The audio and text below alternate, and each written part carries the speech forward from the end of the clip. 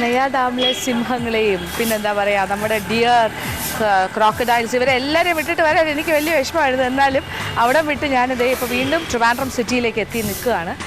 ഇനി എൻ്റെ ഒരു പ്രധാന ഡെസ്റ്റിനേഷൻ എന്ന് പറയുന്നത് ട്രിവാൻഡ്രം സ്പെഷ്യാലിറ്റി ആയിട്ടുള്ള ഒരു വിഭവം കാണുക എന്നുള്ളതാണ്. അതിന് വേണ്ടിയിട്ട് പോവാണ്. ആ സ്ഥലം ഈ സ്പോട്ട് ഏരിയയാണ്, അതായത് കിഴക്കേക്കോട്ട, കോട്ടയ്ക്കകം ആ ഭാഗത്ത് തന്നെയാണ് ഇങ്ങനെയുള്ള വിഭവങ്ങളൊക്കെ കിട്ടുന്നത്. ഇത് ശരിക്കും പണ്ട് തമിഴ്നാട്ടിൽ മാത്രം കിട്ടിക്കൊണ്ടിരുന്ന വിഭവമാണ്. പക്ഷേ ഇപ്പോൾ കേരളത്തിൽ അതുണ്ട്. കേരളത്തിൽ എന്ന് പറഞ്ഞാൽ എല്ലാ ഭാഗത്തും അല്ല, ഈ ഭാഗങ്ങളിലുണ്ട്. കാരണം ഒരു തമിഴ് ഇൻഫ്ലുവൻസ് ഉള്ള ഏരിയാസാണ് ഇതെല്ലാം. അപ്പോൾ ഞാൻ ആ ആനവാൽ തെരുവിലേക്ക് തന്നെ പോകാൻ പോവാണ്. ഐറ്റം അവിടെ എത്തിയിട്ട് ഞാൻ പറഞ്ഞുതരാം. ഈ ഏരിയയിലെല്ലാം തന്നെ വളരെ പോപ്പുലറായിട്ടുള്ളൊരു വിഭവമാണ് സേവ, അല്ലേ? സേവ. അപ്പോൾ സേവയുടെ സ്പെഷ്യലിസ്റ്റുകളുമാണ് ഇവിടെ. സേവയുടെ ബിസിനസ്സും നല്ല എന്താ പറയുക ഭയങ്കരമായിട്ട് നടക്കുന്നൊരു സ്ഥലമാണ്. രാവിലെ തന്നെ വന്നു തുടങ്ങും അല്ലേ ആൾക്കാർ സേവ ചോദിച്ചിട്ട് കുറേ അല്ലേ? 10-11 മണിയാകുമ്പോൾ സേവയുടെ ബിസിനസ്. സേവ എന്ന് പറഞ്ഞാൽ വളരെ ഡിഫറെൻ്റ് ആയിട്ടുള്ളൊരു കാര്യമാണ്. നമുക്കൊരു പക്ഷേ അതിശയം തോന്നും. ഇത് ഓരോ സ്ഥലത്തും ഓരോ രീതിയാണല്ലോ. അപ്പോൾ ഈ ട്രിവാൻഡ്രത്തിൻ്റെ ഈ ഭാഗത്തെല്ലാം കോട്ടയ്ക്കകം ഭാഗത്തേക്കൊക്കെ വന്നു കഴിഞ്ഞാൽ സേവ ഒരു പ്രധാന ഐറ്റം. സേവ എന്ന് പറഞ്ഞാൽ ഏതാണ്ട് ഇടിയപ്പം പോലെ ഇരിക്കും. എന്നാൽ ഇടിയപ്പമാണോ എന്ന് ചോദിച്ചാൽ അതല്ല. അപ്പോൾ ഈ എന്താ പറയുക നൂൽപുട്ട് എന്നൊക്കെ പറയുന്ന പോലെ ഈ ഭാഗത്തൊക്കെ സേവയാണ് കൂടുതൽ ഇടിയപ്പത്തിനെക്കാട്ടിലും ആൾക്കാർ ഇഷ്ടപ്പെടുന്നത്. ഇങ്ങനെ കുറച്ച് കാര്യങ്ങൾ അതിനൊരു കോമ്പിനേഷനും ഒക്കെ ഉണ്ട്. അപ്പോൾ സേവയുടെ ആൾക്കാരാണ്. നമ്മൾ സേവ എങ്ങനെയാണ് തയ്യാറാക്കുന്നത് മറ്റു കാര്യങ്ങളൊക്കെ കാണാൻ പോവാണ്. ഇത് ഡൊപ്പിയരിയിൽ തന്നെയാണ് ചെയ്യുന്നത് അല്ലേ? ഡൊപ്പിയരി 2 മണിക്കൂർ വെള്ളത്തിയിടും. ഓക്കെ. തരി ഇല്ലാണ്ട് നല്ല പേസ്റ്റ് പോലെ അരച്ചെടുക്കുന്നു. അരച്ചെടുത്ത് കഴിഞ്ഞിട്ട് കുറച്ച് എണ്ണയും ഉപ്പും എല്ലാം ചേർത്തൊരു മിക്സിംഗ് ഉണ്ട്. ഇനി അത് നമുക്ക് കാണാം. അപ്പോൾ ഒരു 3 കിലോ അരിയാണ് ഇവിടെ അരച്ചെടുത്തിരിക്കുന്നത്. കാര്യം ഇവിടെ ലാർജ് സ്കെയിലിൽ ഉണ്ടാക്കുന്ന സ്ഥലമാണ്. അതുകൊണ്ട് തന്നെ 3 കിലോ അരി അരച്ച് നല്ല കട്ടിക്കാണ് അരച്ചെടുത്തിരിക്കുന്നത്. ഒരുപാട് ലൂസാകാൻ പാടില്ല. അതിവിടെ റെഡിയാക്കി വെച്ചിട്ട് അതിലേക്ക് ഇനി കുറച്ച് ഇതെന്തെണ്ണ വെളിച്ചെണ്ണ ഒരു 100 ഗ്രാം വെളിച്ചെണ്ണ അതിലേക്ക് ഒഴിക്കും.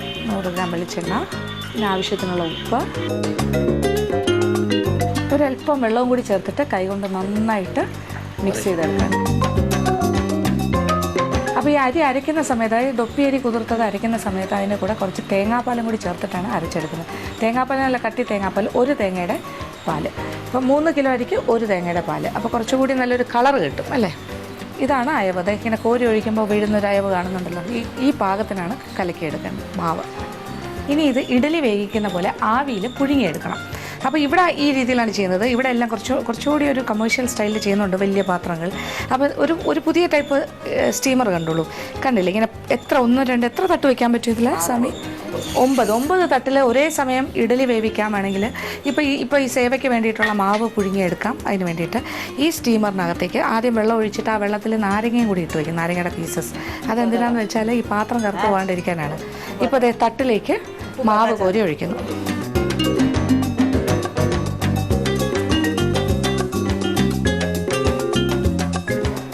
സമയം വളരെ ബിസി ആയിട്ട് ഇങ്ങനെ തട്ടുകൾ നിറച്ചുകൊണ്ടിരിക്കുകയാണ്. ഇനി ഒരു ഹാഫ് ആൻ അവർ, അരമണിക്കൂർ സമയം വെയിറ്റ് ചെയ്യണം ഇതൊന്ന് വെന്ത് കിട്ടാനായിട്ട്. ആ സമയം കൊണ്ട് ഇതിൻ്റെ ഒരു കോമ്പിനേഷൻ ഉണ്ട്. കോമ്പിനേഷൻ എന്ന് പറയുന്നത് ഇവിടെ സേവ എന്ന് പറയുന്ന കാര്യം കൂടെ കഴിക്കുന്നത് എന്താ പറയുക മസാലക്കറിയോ അല്ലെങ്കിൽ സാമ്പാറോ ഒന്നും കൂട്ടിയല്ല. വളരെ വ്യത്യസ്തമായ കോമ്പിനേഷനാണ്. അതായത് പുളിശ്ശേരിയും പപ്പടവും. പുളിശ്ശേരിക്ക് വേണ്ടി തൈരെടുത്ത് വെച്ചിട്ടുണ്ട്. തൈരിനെ ഒന്ന് മോരാക്കണം. പിന്നെ അതിൽ കുറച്ച് അരപ്പുണ്ട്. അരപ്പിന് തേങ്ങ, ജീരകം, വറ്റൽമുളക്, പച്ചമുളക്. അപ്പോൾ ഈ പുളിശ്ശേരി ഒരു ലൈറ്റ് എന്താ യെല്ലോ കളറല്ല അല്ലേ, ഒരു ഓറഞ്ച് കളറാണ്. മഞ്ഞൾപ്പൊടിയും കൂടെ ചേർക്കുന്നതുകൊണ്ട് കളർ ബാലൻസ് ആയിക്കോളും. എന്തായാലും ഇതൊന്ന് അരച്ചെടുക്കട്ടെ. അപ്പോൾ കടുക്, വറ്റൽമുളക്, കറിവേപ്പില, ഉലുവ എല്ലാം കൂടി ഇട്ട് താളിച്ചു. ഇനി അതിലേക്ക് അരച്ച് വെച്ചിരിക്കുന്ന തേങ്ങയുടെ കൂട്ട്, തേങ്ങ, ജീരകം, പച്ചമുളക്, വറ്റൽമുളക്, മഞ്ഞൾപ്പൊടി ഇട്ടു. പിന്നെ കുറച്ച് കായപ്പൊടി അല്ലേ, കായപ്പൊടിയും കൂടി ചേർത്തു. അപ്പോൾ സാധാരണയായിട്ട് നമ്മൾ പുളിശ്ശേരിയൊക്കെ ചെയ്യുമ്പോൾ നമ്മളിങ്ങനെ അരപ്പ് തിളയ്ക്കാനായിട്ട് അനുവദിക്കാറില്ല. അതൊന്ന് ഇളക്കി പതച്ചെടുക്കുള്ളൂ. പക്ഷേ ഇവിടെ വ്യത്യാസമുണ്ട്. ഇവിടെ കുറച്ചൊന്ന് അരപ്പ് തിളപ്പിക്കും. നന്നായിട്ട് തിളപ്പിച്ച് കഴിഞ്ഞിട്ടാണ് പിന്നെ തൈരിനെ മോരാക്കി വെച്ചിരിക്കുന്ന ഒഴിച്ച് ഇളക്കി ചെറിയ രീതിയിലിട്ടിട്ട് അതൊന്ന് പതയാൻ തുടങ്ങുമ്പോൾ തീ ഓഫ് ചെയ്യും. തൈര് ചേർത്തതിന് ശേഷം പിന്നെ തിളയ്ക്കാനായിട്ട് സമ്മതിക്കില്ല. അതാണ് ഇവിടുത്തെ മെത്തേഡ്. അതിന് ഉപ്പ് മാത്രം ചേർത്താൽ മതി, ഉപ്പും മോരും അല്ലേ.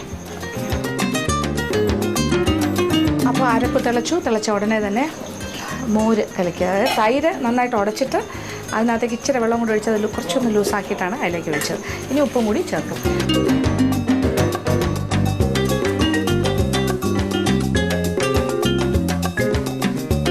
അപ്പോൾ സ്റ്റീമറിൽ നിന്നും അരമണിക്കൂർ കഴിഞ്ഞു. ഇത് പാകത്തിന് വെന്തിട്ടുണ്ട്. ആ മാവ് കണ്ടില്ലേ, ഇഡലി പോലെ അത് ഇങ്ങനെ കമിഴ്ത്തി ഇടുമ്പോൾ തന്നെ അത് ഇളകിയും വരുന്നുണ്ട്. കാര്യം ബട്ടർ പേപ്പർ വെച്ചിട്ടുണ്ടായിരുന്നല്ലോ, അതിൽ എണ്ണ തടവിയിട്ടുണ്ടായിരുന്നു. ഇനി ഇത് ട്രഡീഷണൽ സേവനാഴിയാണ്. കണ്ടില്ലേ, ഇതിലാണ് അച്ചിട്ടിരിക്കുന്നത് ഈ സേവയുടെ. ചൂടോടെ കൂടി തന്നെ അതിനകത്തേക്ക് ഇടണം. നല്ല ചൂടായിട്ട് തന്നെ അത് പിഴിഞ്ഞെടുക്കണം.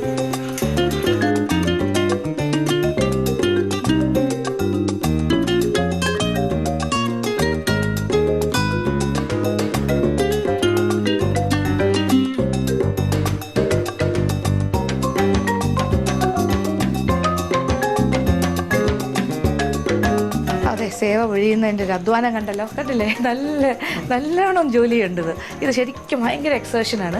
അപ്പോൾ ഇതാണ് ട്രഡീഷണൽ വേ ഓഫ് പിഴിയൽ. പണ്ട് തൊട്ടേ ഇങ്ങനത്തെ ഈ കൈ കൊണ്ടുള്ള മാനുവലായിട്ടാണ് ഇങ്ങനെ സേവ പിഴിയുന്നത്. ഇപ്പോൾ ഇടിയപ്പം ആണെങ്കിലും നമ്മൾ കൈ കൊണ്ടല്ലേ. ഇതിപ്പോൾ ലാർജ് സ്കെയിൽ ഇത്ര ഉണ്ടാക്കുന്നത് കണ്ടില്ലേ, സ്റ്റാൻഡോട് കൂടിയുള്ള ഇത് കുറച്ച് കടുക്കും അല്ലേ, ഭയങ്കര കട്ടിയാണ്. ഇങ്ങനെ പിഴിഞ്ഞെടുക്കാതെ ഞാൻ കുറച്ച് പാടാണ്. ഞാനൊന്ന് ശ്രമിച്ച് നോക്കാൻ പോവാണ്.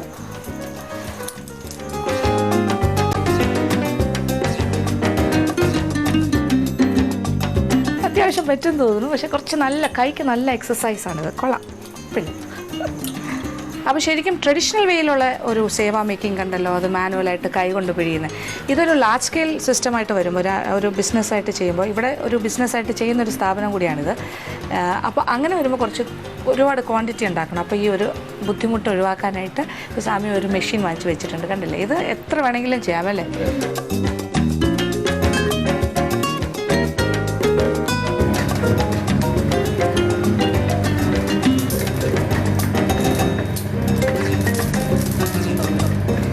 എന്ത് ഫാസ്റ്റ് ആൻഡ് ഈസി ആയിട്ടാണ് മെഷീൻ വർക്ക് ചെയ്യുന്നതെന്ന് കണ്ടല്ലോ. ഇപ്പോൾ ഇങ്ങനത്തെ മെഷീനൊക്കെ ഉള്ളപ്പോൾ എന്തിനാ കഷ്ടപ്പെട്ട് കൈക്ക് അധ്വാനം കൊടുക്കുന്നത് അല്ലേ. അപ്പോൾ സേവ പിഴിഞ്ഞ് കഴിഞ്ഞു കണ്ടല്ലോ. ഇനി ഇതിങ്ങനെ ചൂടോടെ കഴിക്കേണ്ട കാര്യമൊന്നുമല്ല, ഇച്ചിരി ഒന്ന് തണുക്കണം. തണുത്ത് കഴിഞ്ഞിട്ട് എടുക്കുമ്പോഴാണ് ഇതിങ്ങനെ ഇളകി വരുന്നത്.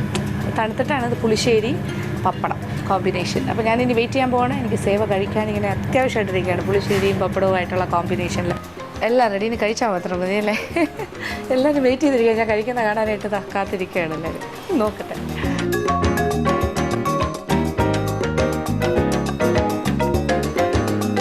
വളരെ ടേസ്റ്റിയാണ്. കാര്യം പുളിശ്ശേരിയുടെ ഒരു ചെറിയൊരു പുളിയും പപ്പടം. ഞാൻ പപ്പടം ആദ്യം മിക്സ് ചെയ്യില്ല, ഇനി പപ്പടവും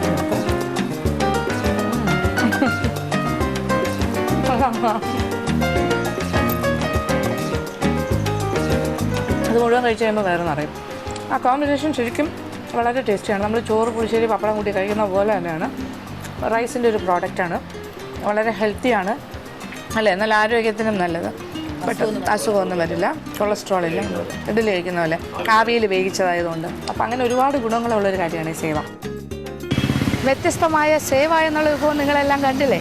ഞാനത് കഴിച്ചാസ്വദിക്കുകയും ചെയ്തു. നിങ്ങളിത് വീട്ടിൽ തയ്യാറാക്കി കഴിക്കണം. അപ്പോൾ അതിൻ്റെ ആ വ്യത്യാസം മനസ്സിലാവും. ഇടിയപ്പവും സേവയും തമ്മിൽ കാഴ്ചയിൽ വലിയ വ്യത്യാസമില്ല, പക്ഷേ രുചിയിൽ ചെറിയൊരു വ്യത്യാസം ഉണ്ടാവും. അപ്പോൾ നാളെ വീണ്ടും കാണും. അതുവരെ